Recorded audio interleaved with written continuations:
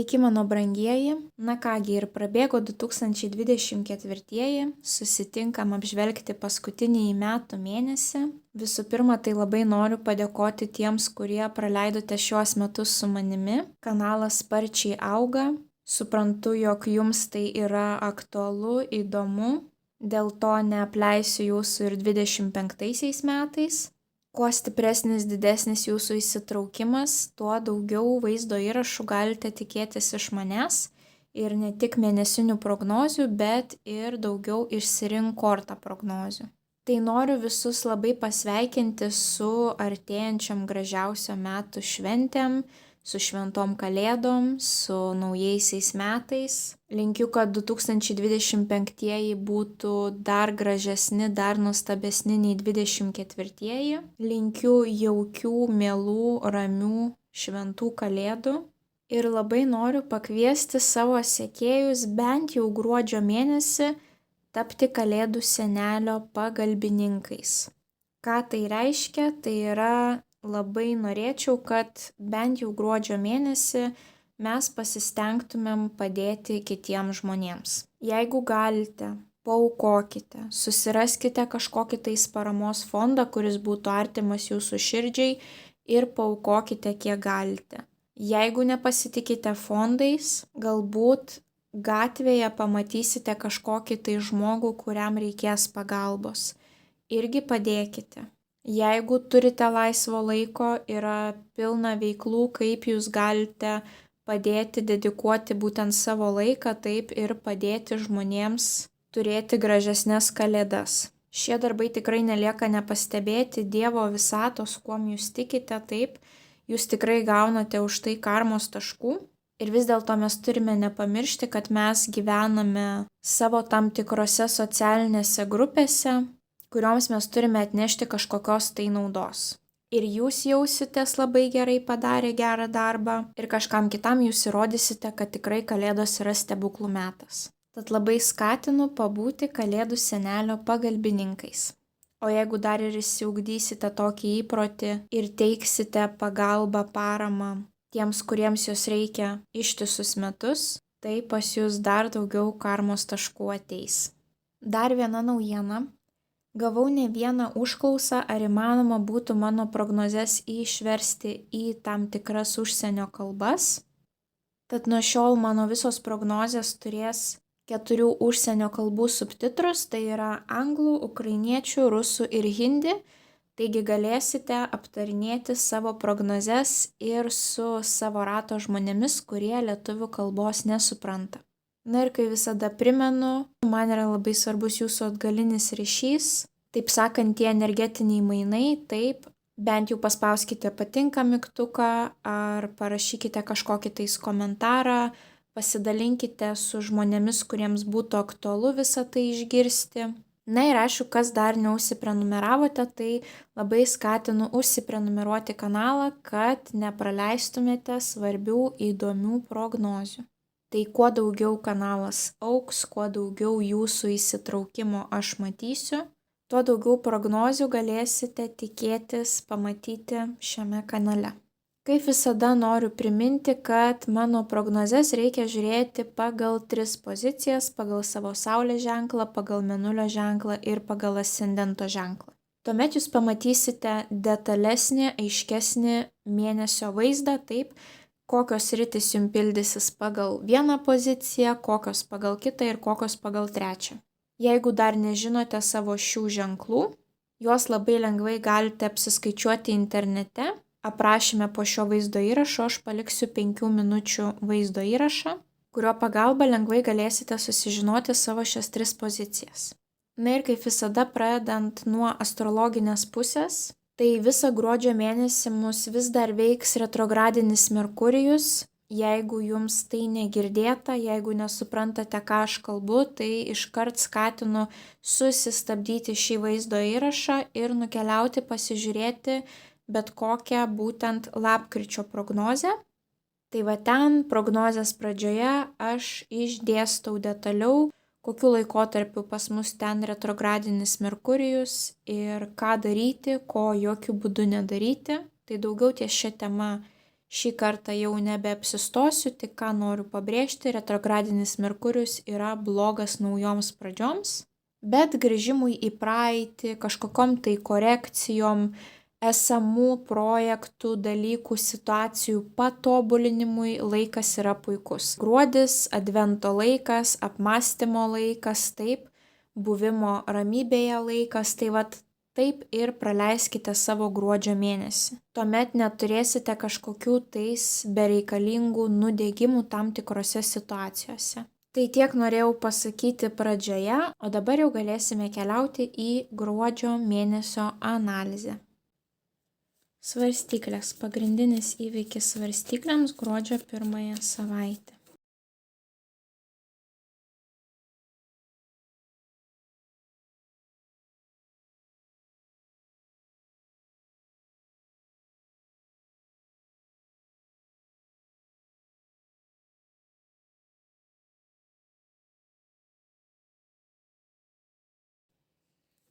Bei vienas patarimas svarstyklėms apie jų gruodžio mėnesį. Ką svarbu žinoti svarstyklėms apie gruodį.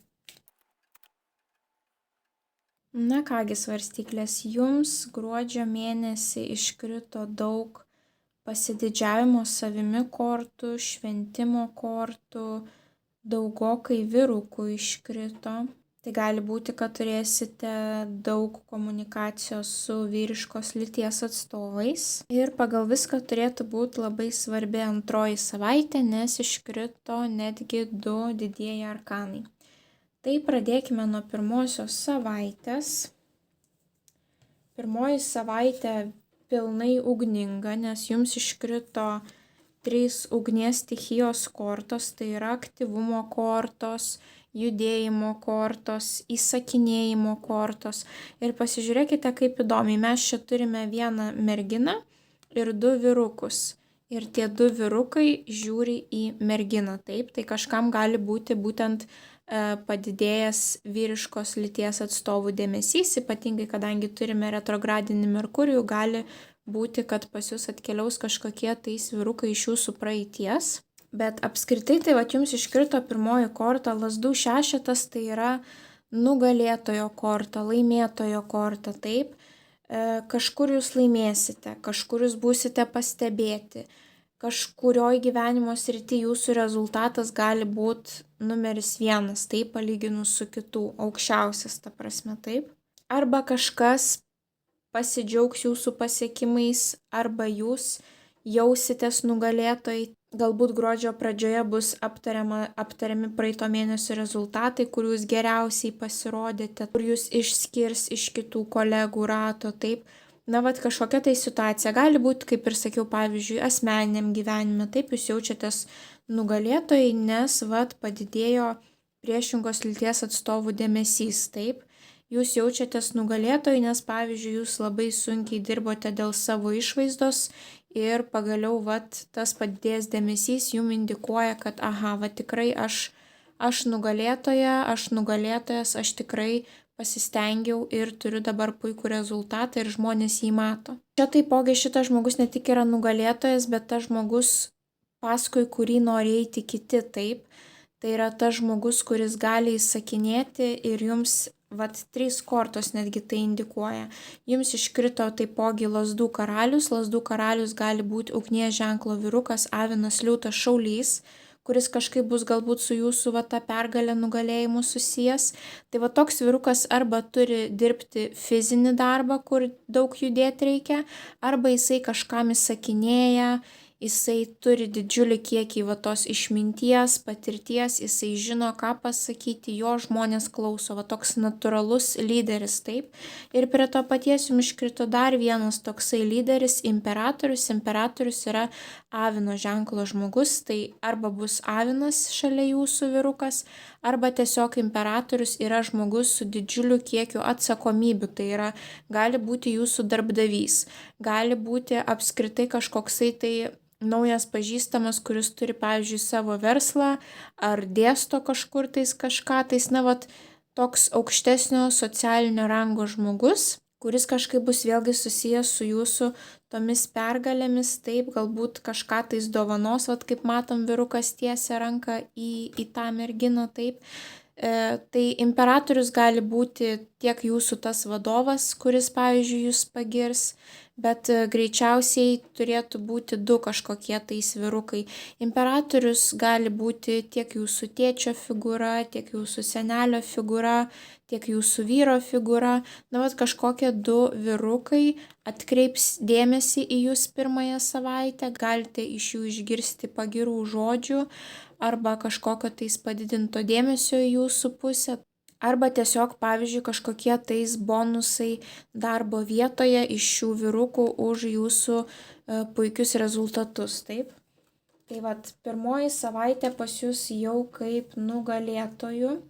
Toliau antroji savaitė, kaip minėjau, yra dar svarbesnė, nes jums iškrenta du didieji arkanai, tai yra Saulė ir mirtis. Mirtis pas mus rodo atgimimą, transformacijas, kažkokius tai pokyčius. Tie pokyčiai gali būti išoriniai kūno, pavyzdžiui, pokyčiai. Tie pokyčiai gali būti jūsų bendraminčių rate, tie pokyčiai gali būti jūsų darbinėme rate, finansuose.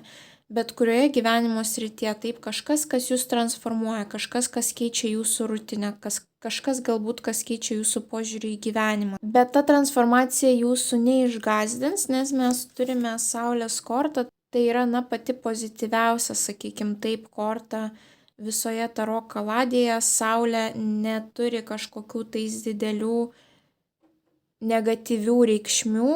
Saulė rodo pozityvumą, gerą nuotaiką, išaugusi populiarumą, pasitikėjimą savimi, šarmingumą.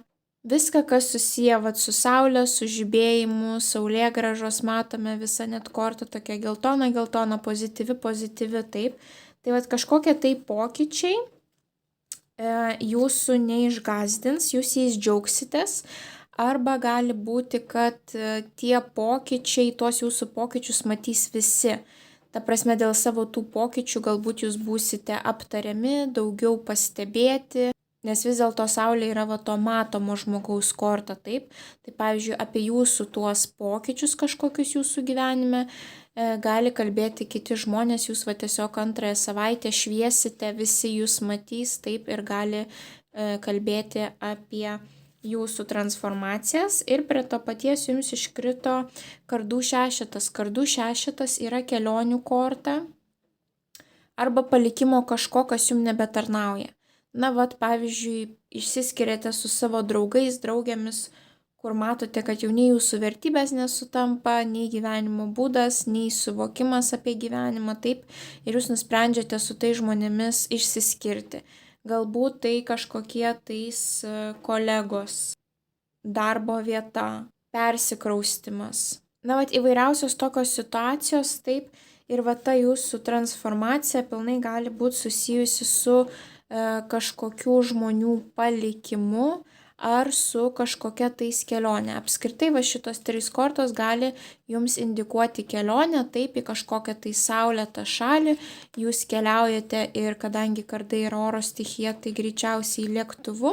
Ir ta kelionė jūs transformuoja. Pavyzdžiui, ar tai jūsų išvaizda kažkaip transformuoja, ar tai jūsų vertybės, ar jūs grįžtate pailsėję, jaučiatės kaip švieži agurkėliai, taip, visiškai kitokie negu buvote iki to, sakykim. Taip, pavyzdžiui, buvote irzlus labai, grįžtate visi nušvitę, tokie pailsėję ir atsigavę, taip.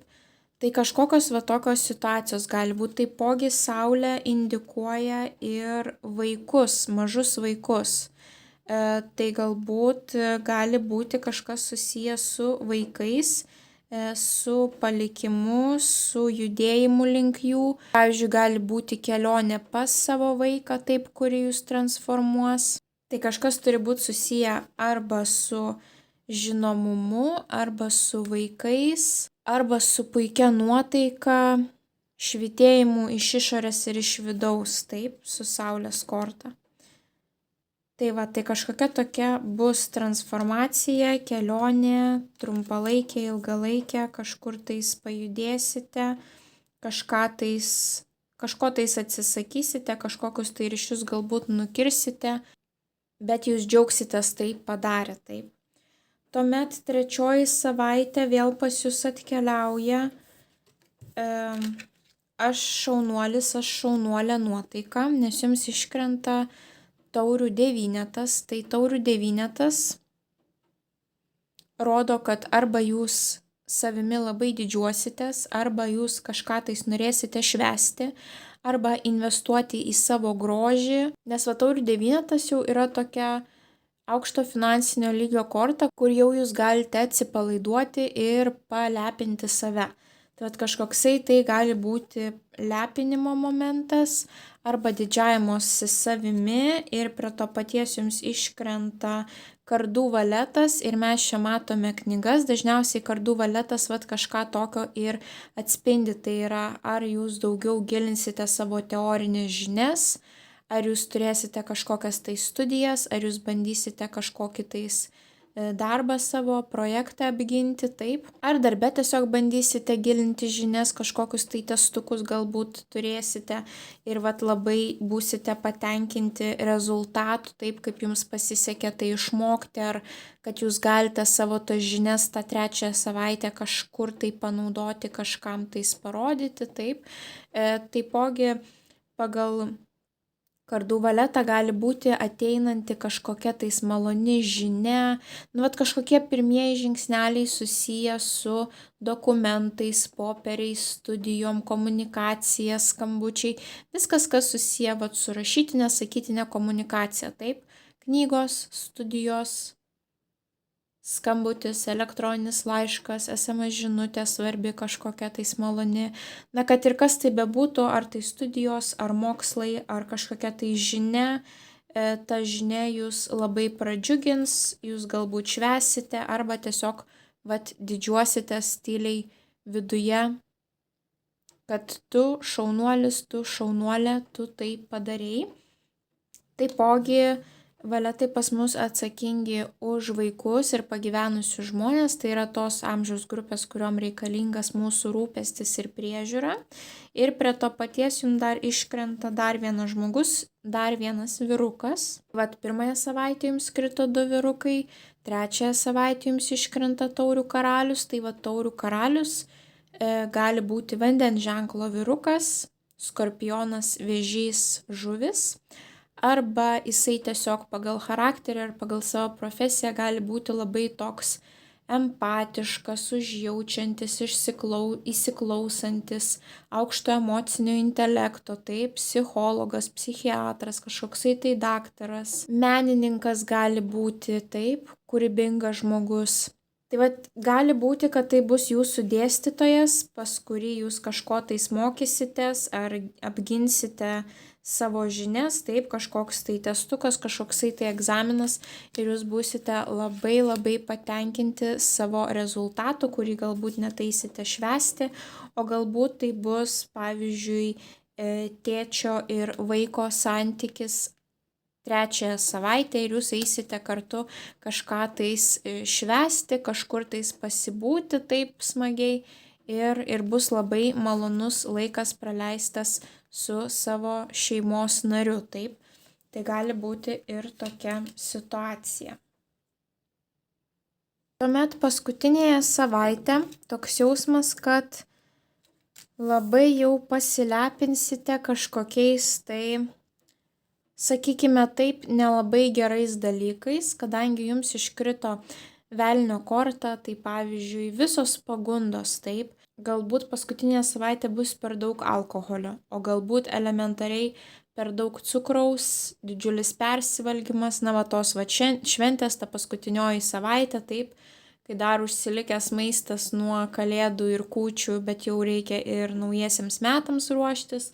Tai vat kažkokie tokie dalykai gali būti paskutinėje savaitę, kadangi prie to paties jums dar iškrenta taurių valetas, o taurių valetas viskas, kas susijęs su malonumais, su maloniais pasisėdėjimais, išėjimais į kažkokius tai renginius, malonus pokalbis, maloni žinutė, gali būti net labai aistringi santykiai pagal velnio kortą ir taurių valetą.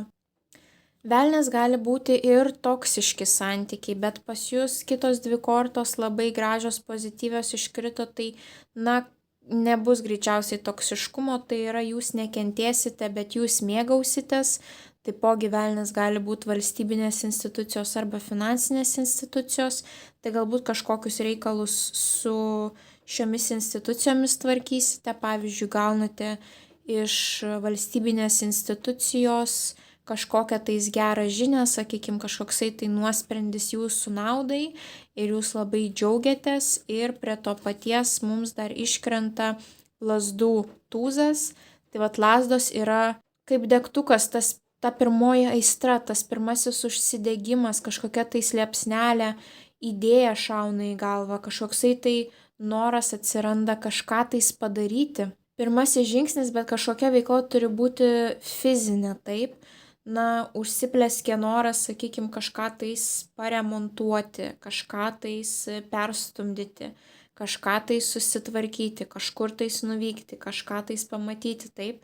Tai gali būti, sakykime, kad gaunate malonę džiugę žinę iš kažkokių tais valstybinių institucijų ar teismo ir tada jau imatės kažkokių tais veiksmų, tai pavyzdžiui tvarkotės dokumentus ar darotės pasą, nes žinote, kad tuoj laukia kelionė, nes gavote kažkokius tai dokumentus, kurių jūs laukiate iš valstybės, taip.